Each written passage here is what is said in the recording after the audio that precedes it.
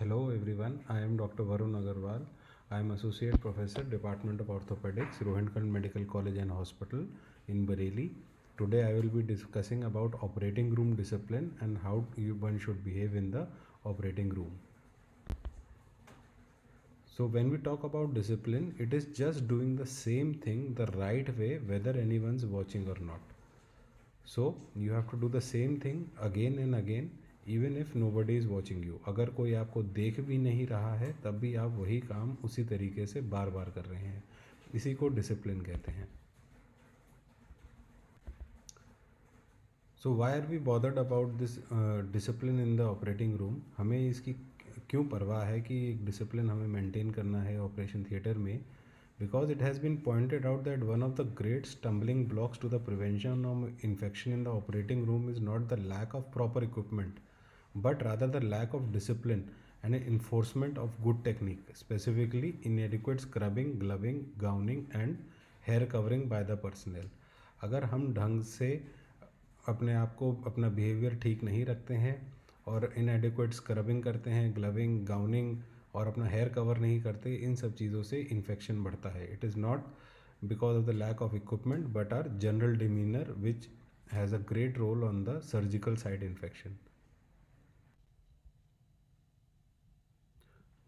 So when we talk about OT discipline, our main concern is the incidence of surgical site infection, occurrence of mechanical accidents during the surgery and incidence of transmission of blood-borne infection.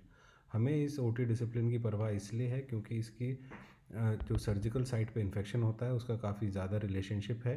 And इसके अलावा कुछ OT में accidents हो सकते हैं, कोई चीज़ें गिर सकती हैं, टकरा के टूट सकती हैं या किसी को चोट आ सकती है, या फिर कोई ब्लड बॉर्न इन्फेक्शन जैसे कि HIV या हेपेटाइटिस बी या हेपेटाइटिस सी ट्रांसमिट हो सकता है. और अगर आपको कुछ भी याद ना रहे, if you can't remember why are we bothered, you just have to remember because हमने कहा है, इसीलिए आपको याद रखना है.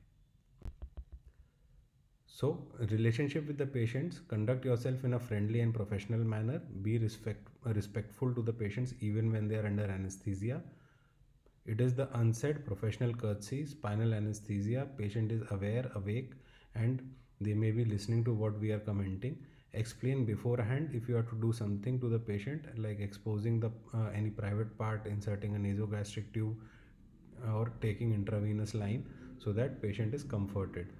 यू हैव टू हमेशा अपने आप को एक फ्रेंडली और प्रोफेशनल मैनर में कंडक्ट करना है. और हमेशा ये चीज़ ध्यान रखिए कि कई बार लोकल एनेस्थीसिया या स्पाइनल एनेस्थीसिया में जो पेशेंट है वो अवेक है और उसको आपकी बातें सुन रही हैं, और कोई ऐसा लूज़ कमेंट ना करे जो पेशेंट को परेशान करे.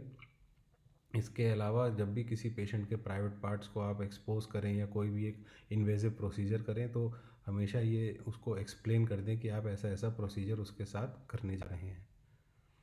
Before a surgery, you are supposed to reach on time, know your case, confirm the identity of the case, take the history. In short, see all the proper investigations are there. If it is a planned surgery, you should read about the surgery, what are the steps of that surgery, what is the site of the surgery, which side of the surgery is going to be operated, the patient is going to be operated on what side. Be aware of what may be needed during the surgery and make it available and handy. हमेशा surgery से पहले समय से पहुंचिए, अपने case के बारे में जानिए, पेशेंट कौन है, कोई दूसरा पेशेंट तो नहीं OT में शिफ्ट हो गया है, उसकी क्या हिस्ट्री है, सारे जो इन्वेस्टिगेशंस हैं एक सर्जरी के लिए वो हुए हैं कि नहीं हुए, फाइल में लगे हैं कि नहीं लगे. अगर प्लान्ड सर्जरी है तो उस सर्जरी के क्या स्टेप्स हैं, साइट ऑफ द सर्जरी क्या है, या कौन सी साइट की सर्जरी हो रही है, ताकि हम कोई गलत पार्ट ना ऑपरेट कर दें जिसके मेडिको लीगल कॉम्प्लिकेशंस भी हैं. और इसके अलावा कोई भी चीज़ जो सर्जरी के टाइम ज़रूरत हो वो चीज़ वहाँ पे अवेलेबल होनी चाहिए. ये सब हमारी ड्यूटी है. During the surgery, first assistant is the person directly involve in assisting the main surgeon and providing counter traction. Second assistant usually has less active role and holds the retractor and cutting the sutures. Surgery के समय जो पहला assistant होता है वो main surgeon को assist करता है, जैसे कि काउंटर ट्रैक्शन देना या इस टाइप की चीज़ों में मदद करना. और जो सेकंड असिस्टेंट होता है उसका कम रोल होता है, जैसे रिट्रैक्टर पकड़ना या सूचर वगैरह काटना. ये सब चीज़ें हमें पता होनी चाहिए. Try to steer the middle course between being a passive retractive holder and being overtly helpful to the point that you become intrusive and the surgeon feels you are trying to take over the operation. Like a good restaurant waiter who is available when he is needed but he is not disturbing you while you are eating there. हमेशा assist करते समय हमेशा एक आपका balance होना चाहिए कि आप जो सर्जन है उसकी हेल्प कर रहे हैं या इतना ज़्यादा इंटरफियर कर रहे हैं सर्जरी से कि सर्जन परेशान हो रहा है. जैसे कि एक रेस्टोरेंट का waiter, we all perform better when we are neither overly nor underly stressed. So be aware of this.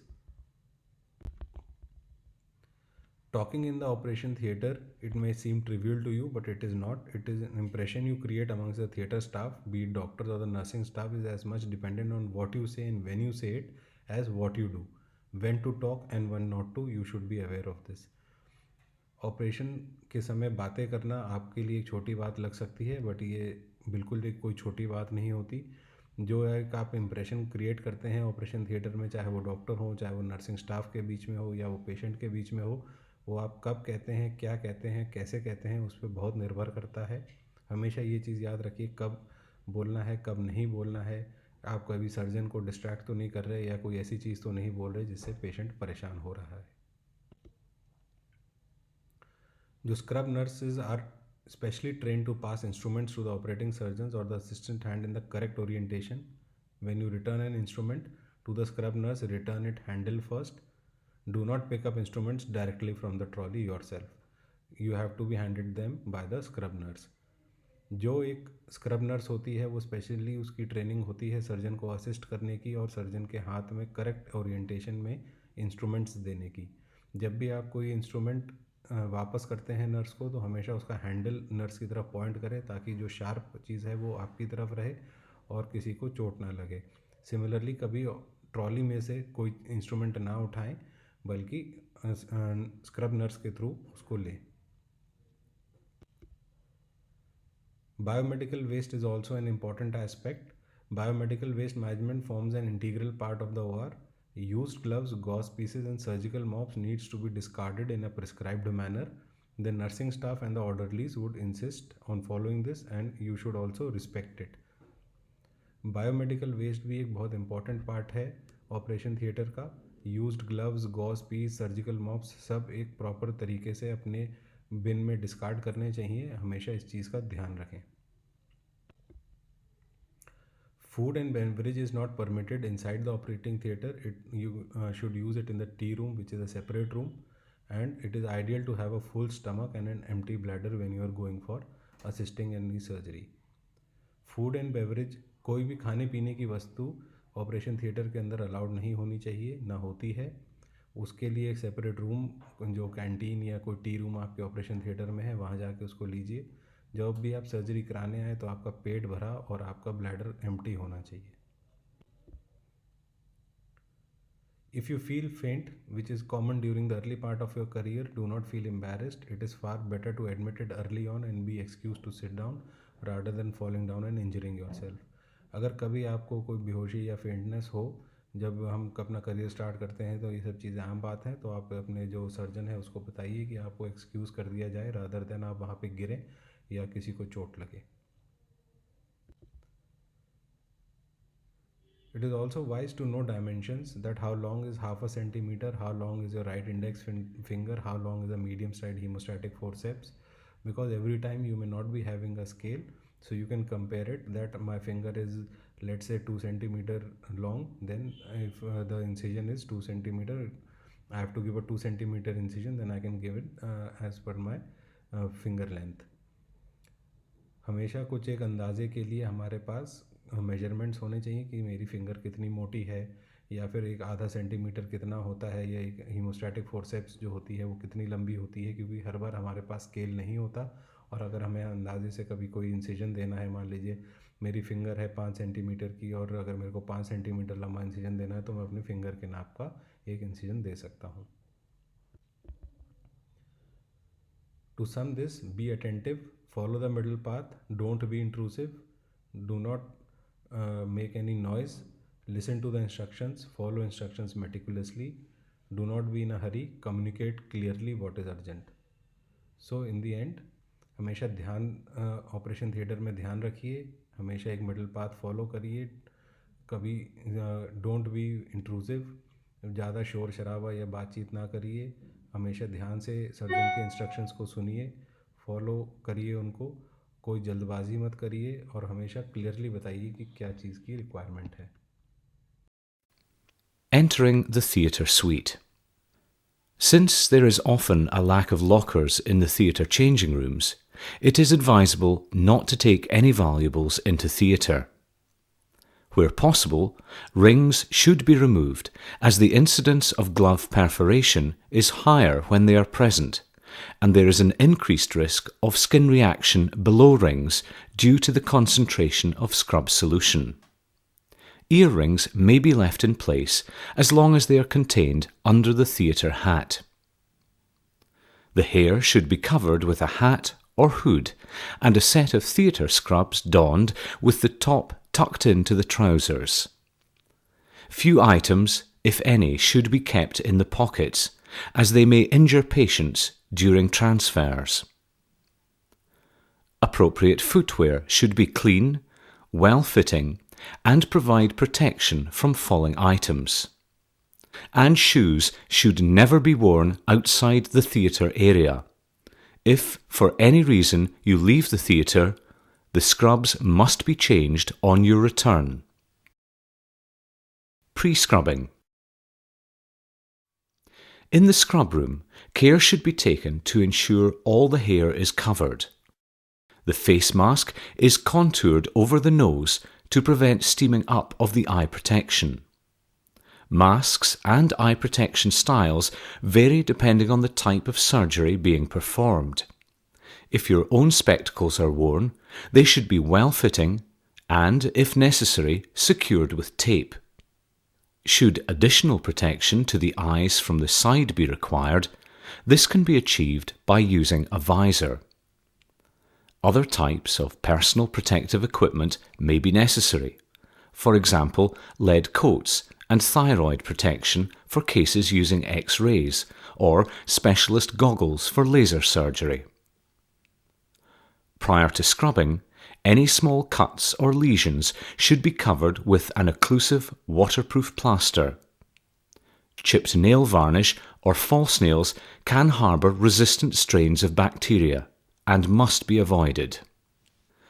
The scrub room should have a mirror to check that all hair is covered and the eye protection and mask are correctly fitted. A selection of antiseptic lotions. Sterile scrubbing brushes. A clock to check on the time taken to perform each phase of the scrub procedure. Scrubbing. If a local scrub policy is displayed in the scrub room, it must be strictly adhered to. Turn the sleeves up to allow access to the elbows. Set the water temperature, allowing the water to flow for a while to let the temperature stabilise.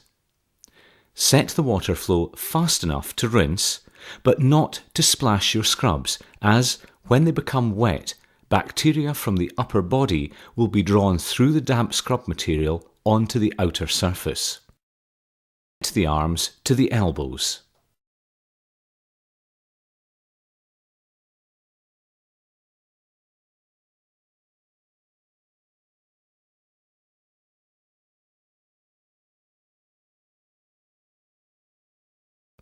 Take 5 to 10 millilitres of your chosen antiseptic lotion, using your elbow to operate the dispenser. It is advisable, once selected, to continue with this lotion for the remainder of the procedure, as mixing of the lotions is not recommended by the manufacturers. Apply the lotion rapidly to the hands, forearms and elbows, ensuring all areas are covered. Remember, it is the time the lotion is in contact with the skin that is important, not how hard you rub it in. Use the sterile scrubbing brush with antiseptic lotion applied only to clean under the nails. This should be done in a downward direction. This complete section takes approximately 2 minutes.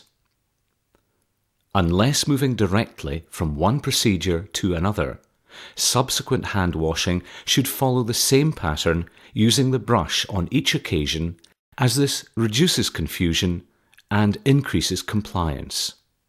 Rinse the arms from the fingertips to the elbows, moving the hand upwards at all times to allow the water to drain at the elbow. Manipulating the fingers and rotating the arm assists in rinsing off all the lotion. More than one pass through the water may be required, but at no time should the arm be drawn backwards, allowing dirty water to flow back towards the hand.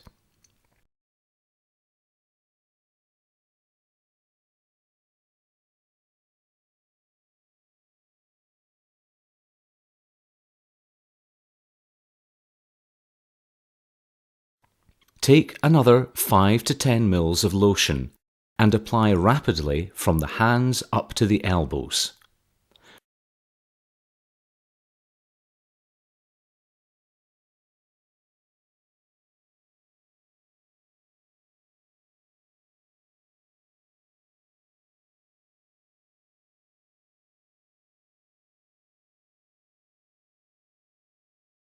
Once fully covered, concentrate mainly on the wrists and hands, ensuring all web spaces, thumbs, and palms are given particular attention as demonstrated.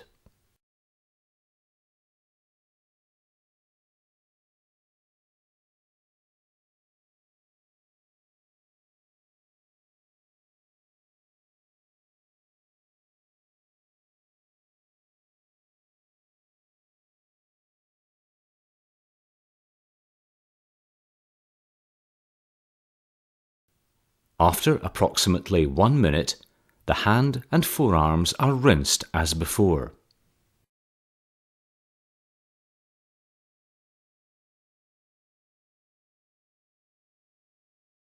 For the final application, take 5 to 10 ml of lotion and apply from the hand up to the mid-forearm, once again concentrating on the wrists and hands as demonstrated.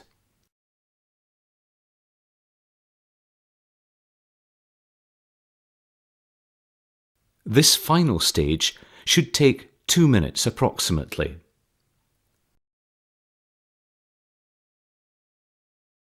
Rinse the whole arm as before.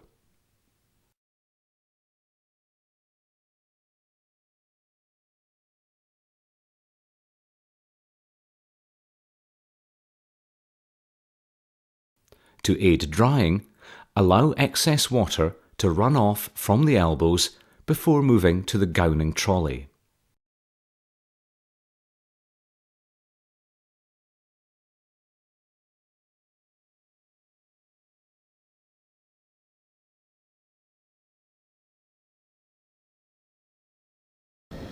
Okay, everybody, we finished scrubbing. I wanted to tell you, a lot of people say to me, can I touch my fingers after I scrub?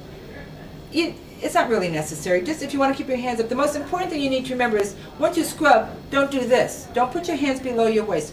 Your hands have to stay up above your waist at this point from now on, okay?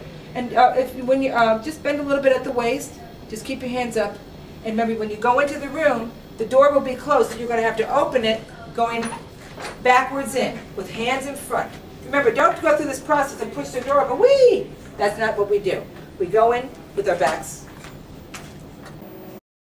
Hand drying. If the gown pack is unopened, look for the folded corners, which, when pulled systematically, allow you to open the pack without contaminating the contents.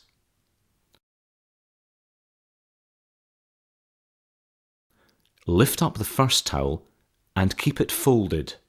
If an unfolded towel is used, by the time you have reached the elbow, which is now classed as dirty, the towel will be wet and allow contamination from the elbow straight onto the palm of your clean hand. The drying is carried out by dabbing the skin, not rubbing. Rotating the arm being dried helps to dry the whole arm.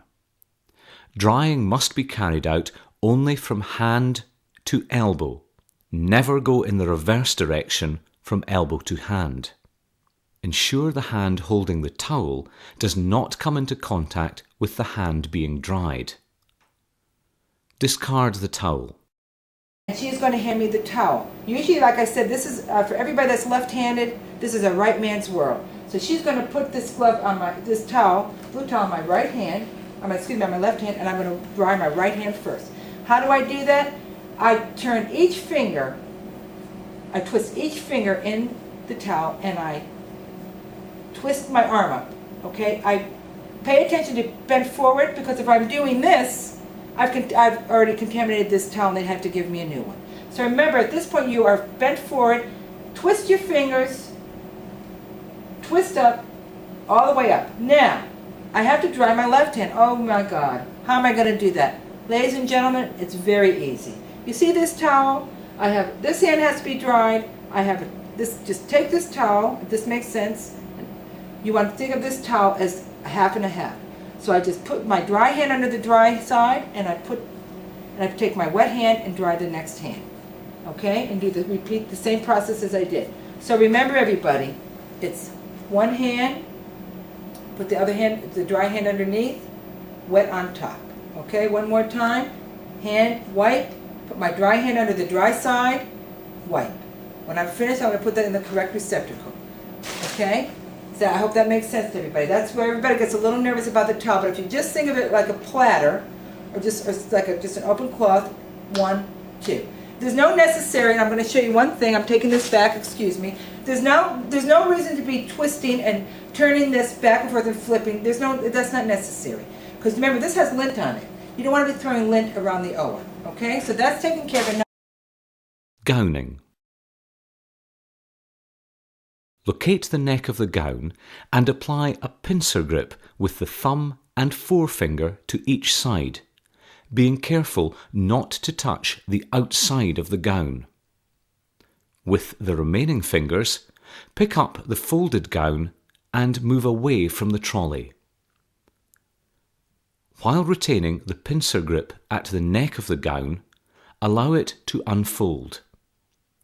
Do not shake the gown, as this causes turbulence, resulting in debris rising from the floor which can contaminate the hands or the front of the gown. Moving your hands and arms outwards, locate the sleeves and move your hands and arms into them. Be aware of your surroundings during this procedure. An assistant will loosely tie your gown at the back, being careful not to touch the front of your gown. At no time should you allow your hands to exit the cuffed end of the sleeve. Now, fold a portion of the cuffs inwards to allow you to perform the closed gloving method.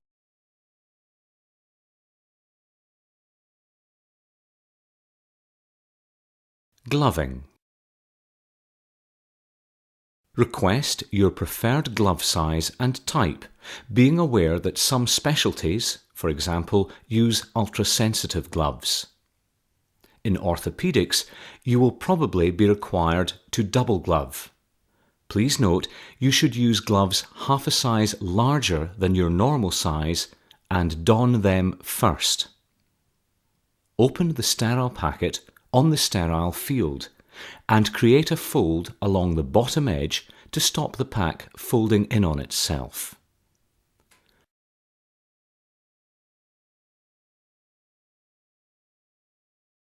As demonstrated here, using the enclosed left hand, turn the glove onto the upward-facing right hand. Open the cuff of the glove with the left hand and slide the fingertips of the right hand into the cuff. Take the double layer of glove on top of the right hand and pull this over the back of the right fist and thumb. Take the ribbed single edge of the glove and pull this down over the wrist. Pull the sleeve of the gown down from front and back of the gloved hand, allowing the fingers to just emerge. Take hold of the fingertips of the glove and stretch them out to exactly align the fingers and thumb of the hand. Holding the sleeve and the gown at the wrist, pull downwards until the glove is in the correct position. Now, repeat the procedure for the left hand.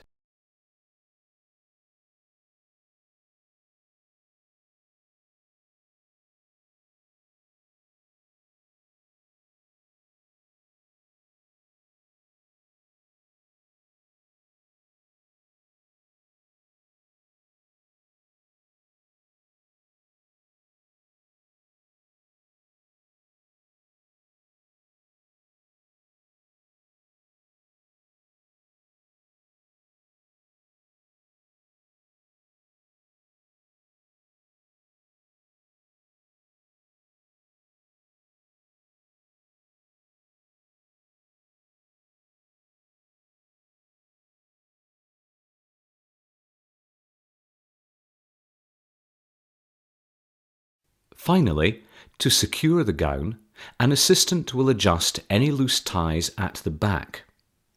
The waist ties vary in position, but generally you should hold the tie that you can see is attached at the side.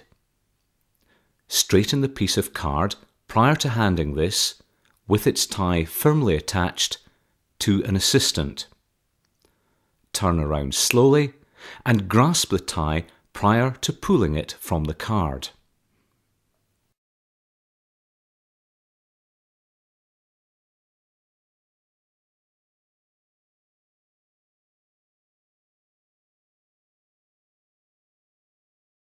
It is important to develop an awareness of theatre environment.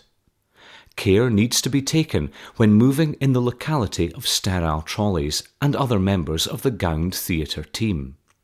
When passing either personnel or items, always face those that are sterile with your back towards the unsterile, thus avoiding potential. Is putting the gown and the gloves on, okay? So just pretend like we normally do in the class that I am the scrub tech and I've come to you with the gown and glove, okay? The first thing they're going to do is come and she's going to hold this up to you. See how Robin's arms are right here? They're not up in the air, they're not down here, they're almost like shoulder level. The minute she does that, the scrub nurse is going to bend her arm, your arm like so, and she's going to pull this down, your cuff down to about halfway. The reason we do that is when we put your gloves on, we don't want your gown all the way up here. So we give it a little space, okay? So we're going to pull right down to here. Remember that when they're putting the gown on, after the gown is on, bend your arms like so. Now, I'm pretend now, because this is all simulation, now I'm the circulator. I've gone from the scrub tech to the circulator. The circulator or one of your contemporaries can come behind and tie you up, okay? All right? So that's done. Now, okay. Now the next thing we're going to do is going to put the gown and put the gloves on. If you're left-handed like myself, this is a right man's world, like I've told you. Everything is done with the right hand first. So what's going to happen? The scrub tech is going to open the glove up, and she's going to hold it open like so, and you're going to put your hand in. Very good. Now say she makes a mistake like she did. That's okay. Once you start the process, don't try to pull your hand up because you made a mistake. You continue with the process because when you put your second glove on, you can fix it.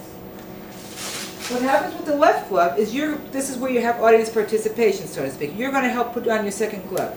You're going to also hold it like this, but you're going to put your fingers out, hand out, and you're going to put the second glove on. Now you're able to fix your gloves. Okay? Robin is almost ready now to go.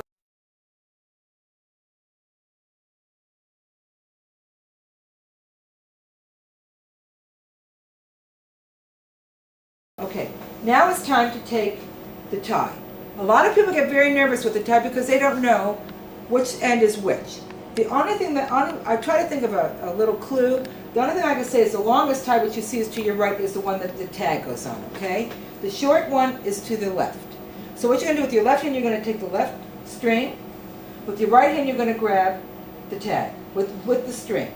Now, as me, if I was a circulator, my dual role, I can only touch this. If the tech is not here, I can only touch this part.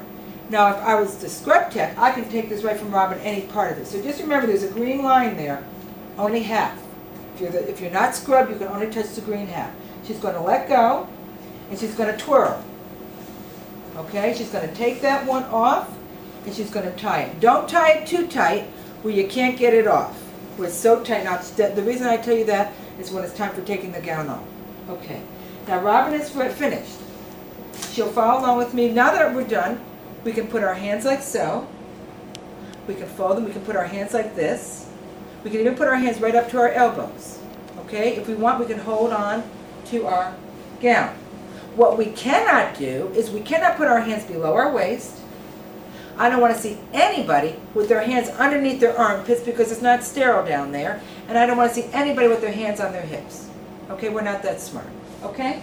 So again, hands folded, hands touching the shanks of your arms, or holding your gown. That's a proper way to be in a gown. The next thing we're going to go in the front, there's only two more things I need to show you now, is how do we operate, or how do we move around in the operating room once we're gowned and gloved. Pretend, if you will, that this is the table where the patient is. What can you do? You can put your hands lightly on a table, on the OR table where the patient is. Nobody puts elbows in the patient. I know sometimes they ask you to hold retractors. That doesn't give you the go-ahead to get your elbows in here and put your elbows into the patient. Remember, this is a patient. I know some of them are nice and soft, but do not do that, please. You really can hurt them.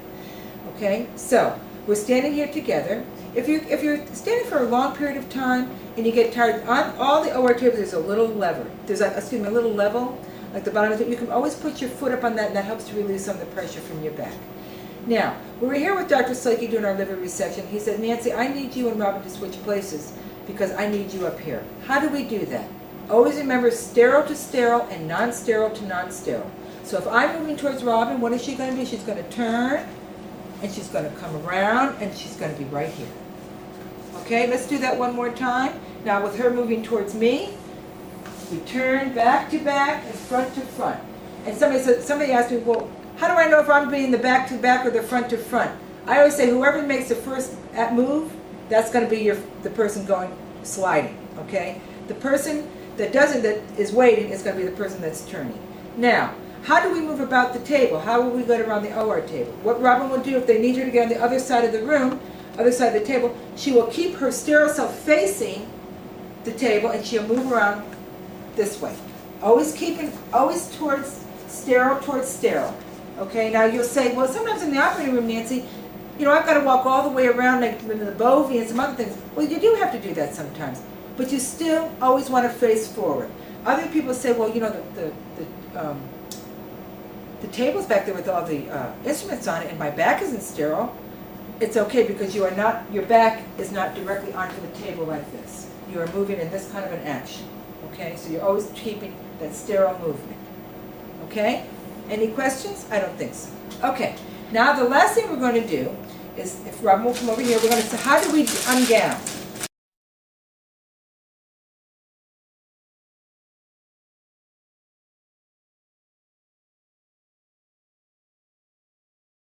There's two ways now of taking your gown off. After you've popped, some people like to keep their gloves on, some people take them off. If you're not taking your gloves off, if you're leaving your gloves off, which I normally do in case I have to do anything else, I pull the gown down and always roll forward, always away from you.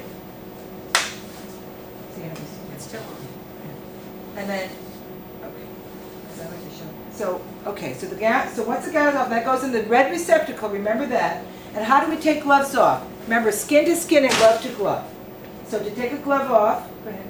You want to take a glove, and then you stick your finger underneath and take the glove. There you go. Okay? That way, nothing that's on these gloves is touching you. Okay? If you choose, some places do prefer that you take your gloves off with your gown. That means to pull the whole thing off. Okay? And if you have to touch anything else, put a pair of utility gloves on. Okay? That's it for this part of operating well in the operating room.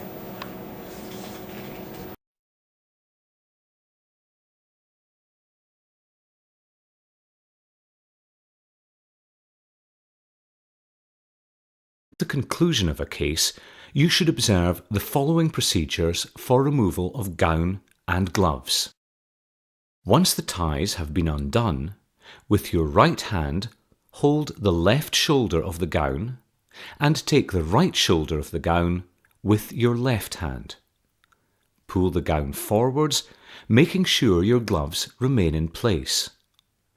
Fold the gown inwards on itself, thus keeping any contaminants contained. Roll up and place in the laundry bag provided. With the right hand, take hold of the other glove just below the left thumb and pull forwards and remove. Run the fingers of the left hand below the glove of the right hand and pull the gloves inside each other. If safety glasses have been worn, remove them by the legs rather than by the front of the glasses. Remove the mask by pulling the ties at the back of the head. The mask should then be disposed of, holding it by the ties only, in the correct rubbish bag.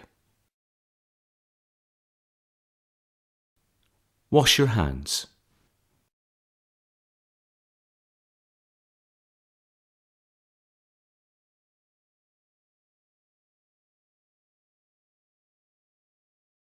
If you need to apply hand cream, make sure it is non-irritant and water-based, as some types of cream cover the hands with a protective layer that impedes the action of the antiseptic lotion used in the next scrub.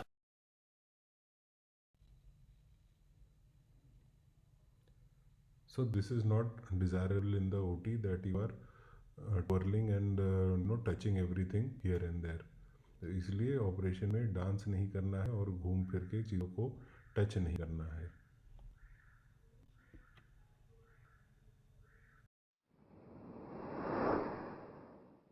The scalpel blade should be removed from the pack using the needle holder. With the handle held like this and the blade remaining stationary, the handle is placed onto the blade. To remove the blade, the index finger of the left hand is used to help push up the needle holder and take the blade off the lip of the handle, like this. Then, holding the blade with the needle holder, the handle is removed in a backwards direction, the blade remaining stationary and pointing down. This reduces the chance of the blade flying off and causing injury.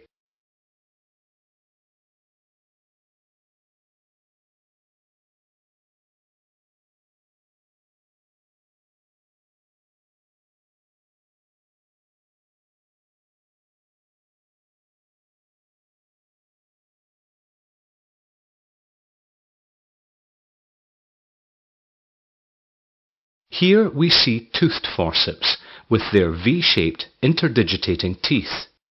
These tend to be used for handling skin, as they are relatively atraumatic compared with non-toothed forceps. These are non-toothed forceps which have serrations at the tips of the shaft to help grip needles, suture material and the like.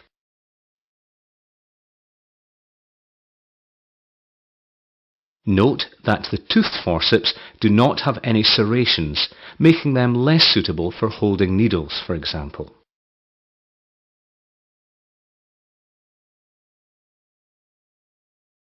Forceps should be held in a pen-like grip. A common mistake is to hold them with the hand over the top of the forceps. This is an unstable way of holding them. Forceps should always be held like this.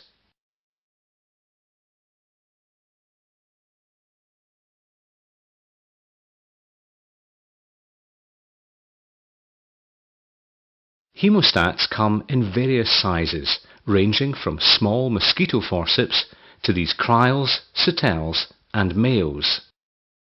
Hemostats are held in a tripod fashion using the thumb and ring finger with the index finger extended down the shaft. The ratchet mechanism keeps the hemostat jaws tightly approximated and is unlocked by pushing the thumb in the direction shown.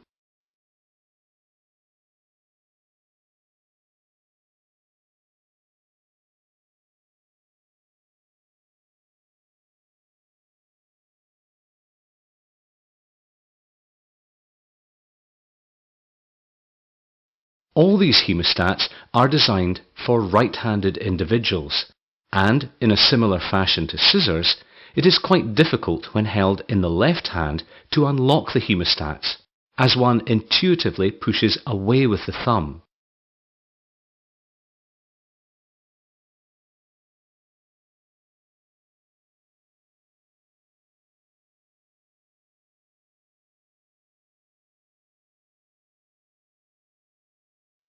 If you cannot master pulling the thumb towards the hand, the alternative way is to use the open palm technique, utilizing the thumb and index finger on one loop of the hemostat and the middle and ring fingers on the other loop, opening the hemostat like this.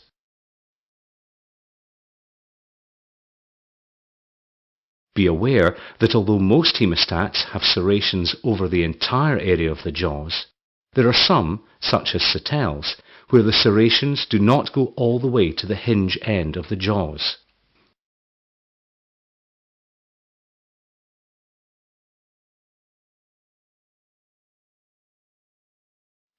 Also, when using these instruments, you should not grasp tissue at the very tip of the hemostat, but rather slightly proximal to the tip. This allows suture material to be readily passed around the tip of the hemostat for subsequent ligation of the structure. Here we have two types of needle holders. One is a smaller, gold-tipped needle holder for finer work. The larger needle holder is for use with larger needles, such as those used in closure of the abdomen.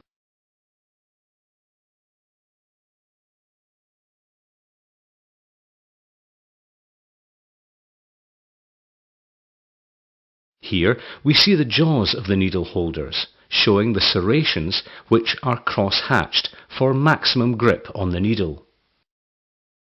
Again, the needle holder is held in a similar tripod fashion, using the thumb, index and ring finger. The ratchet mechanism generally requires just one click to securely hold the needle, without causing damage or bending to the needle with too much force.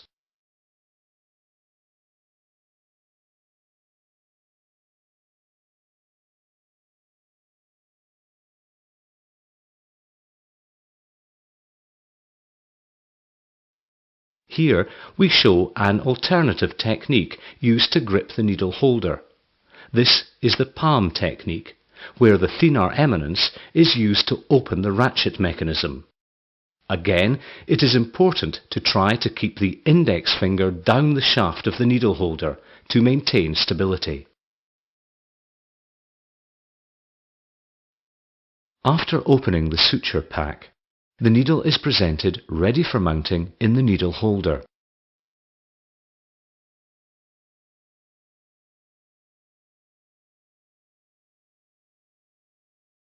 Grasp the needle with the tip of the needle holder, 2/3 along the shaft from the needle tip.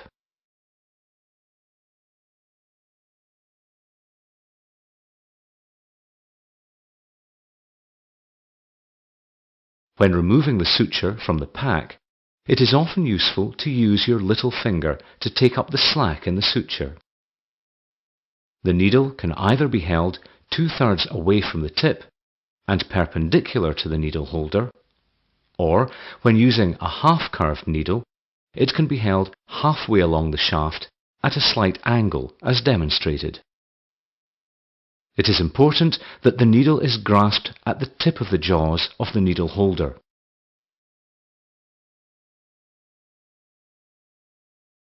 Potts scissors are used in vascular work. You can see that the actual blades are at an angle to the shaft of the scissors. These scissors come with a variety of tips, with angles ranging from 30 to 90 degrees, and are useful for cutting straight along an arteriotomy. Once an initial stab incision is made, the scissors can be placed into the arteriotomy, their design allowing the blades to be kept parallel to the artery wall, allowing straightforward and accurate division of the wall.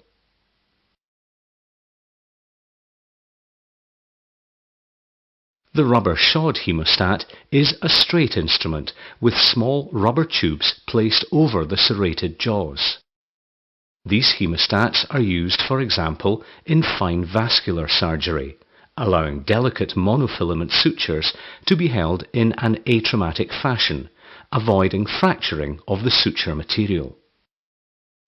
It is important to use the sensitive pulp of the fingers to hold the loops of the scissors. Also, you should deploy the tripod technique, using the thumb and ring finger with the index finger down the shaft of the scissors in order to stabilize them. Be aware that it is easy for the index finger to slip down the shaft, leading to instability of the scissors. It is therefore important to keep the index finger down the shaft as shown. In addition, do not push the thumb all the way through the loop of the scissors, as this too can render them unstable.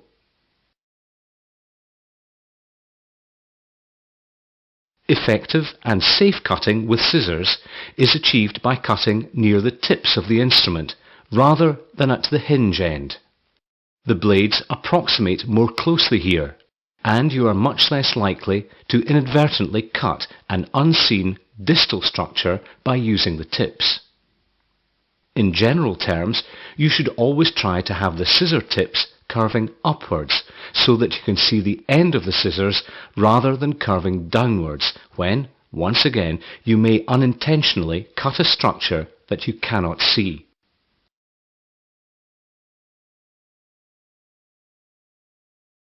It is important to use the sensitive pulp of the fingers to hold the loops of the scissors. Also, you should deploy the tripod technique, using the thumb and ring finger with the index finger down the shaft of the scissors in order to stabilize them. Be aware that it is easy for the index finger to slip down the shaft, leading to instability of the scissors. It is therefore important to keep the index finger down the shaft as shown. In addition, do not push the thumb all the way through the loop of the scissors, as this too can render them unstable.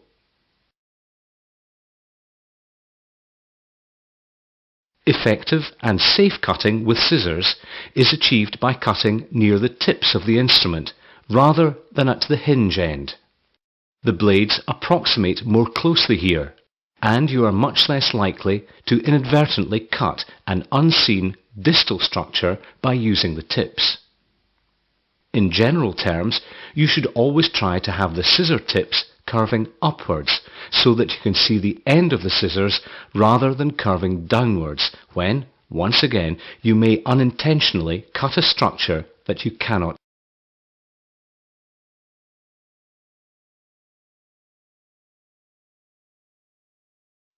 These are sharp-tipped scissors that should only be used for surface work and not within a body cavity. Compare these to the blunt-tipped scissors that we usually use for cavity work. Scissors are all designed for right-handed people, and intuitively we push away with the thumb, which brings the two blades together. However, when you try to push away with the thumb of the left hand, you open up the blades, making cutting more difficult. It is sometimes easier to cut with the palm technique, using the thumb and index finger on one side and the middle and ring finger on the other side of the scissors. This, however, is slightly unstable because it is not a tripod technique, and you might have to use the index finger of your right hand for additional stability. Again, with this technique, you push upwards with your middle and ring fingers to get the blades to come together to cut. Note how the index finger is used to stabilize the scissors.